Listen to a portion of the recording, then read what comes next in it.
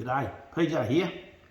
I'd like to show you a prawn, or a way to rig up a prawn so it helps increase your catches. Now, over the years I've seen lots of ways to rig prawns, and the truth is some of the ways I see them rigged work against you rather than for you. So got a nice pack of Hawkesbury River prawns from Windybanks. The best green prawn you're going to get comes out of the Hawkesbury River. Beautiful, fresh, good green prawns. They're pretty hard to get up here, so when Paul and his wife come up here, I get a delivery. Now, I'll start with a couple of prawns here. Now, I bet most people would get a hook and feed it through the tail, like so, and out of the body behind the head. Now, that's probably how 95% of people rig a prawn. There's a couple of problems with that. If you're in a boat drifting, your bait is going backwards. Prawns don't swim backwards, they actually swim forwards. And they kick about, but what they do, they'll flick their tail and escape backwards. So if you're drifting, you're presenting a prawn in an unrealistic manner. Second thing, if a good brim comes up and wants to grab it and it goes like that, you can see what happens. The head covers the point of the hook and you go to strike, and next thing the hook points in the prawn's head and you pull it out of the brim. He drops it, he runs off. And if you're anchored, your bait sits on the bottom and the prawn wafts about like that, facing the tide, but not doing anything. And the sort of fish, you will catch fish doing that, but the fish tend to get a bit nervous. So I'm going to show you a rig I developed when I was working for Windybanks back in the mid to late 90s, I guess. And I started doing it at some tackle shows back then. And it's worked for me in a lot of comps, and especially in the Hawkesbury River when you get some shy brim. Now, I'm going to use this hook. It's a Pro Select mustard. It's a size 1. It's what we call a straight shank. There's no offset in it. The shank goes that way, the hook point faces the same way. An offset hook would have the barb and the point of the hook facing across the shank. The reason I want this for is because I want to thread the prawn on the hook, same principle as we did earlier with the soft plastic. So I'm going to use a nice Hawkesbury prawn that suits it. I want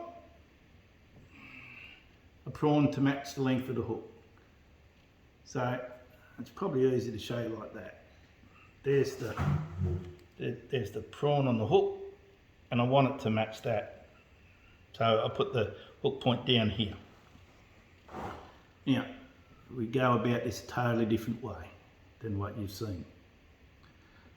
I start by putting the hook point between the shell and the carapace, or the carapace is the head of the prawn.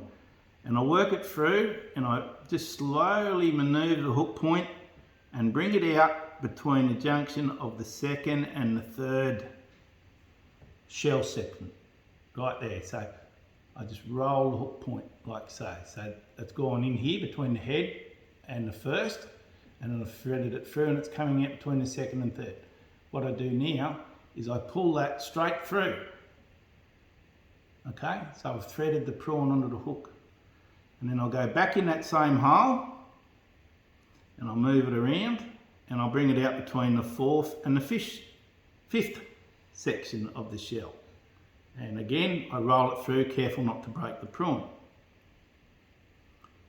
And I bring that through again. You see the loops I'm making? It's just like fixing a hole in your sock. You're darning this prawn onto your hook. And then I put it back in the hole where it came from, but this time I only go through one section and bring it out between the 5th and the 6th, and I pull it, but this stage I'll leave the hook in the prawn. Now it's just a matter of straightening the prawn out, putting your thumb on the eye of the hook and grabbing your leader, and now pulling that, and the hook slides through the prawn. You just got to give it a little bit of an adjustment on the way, because it'll want to turn.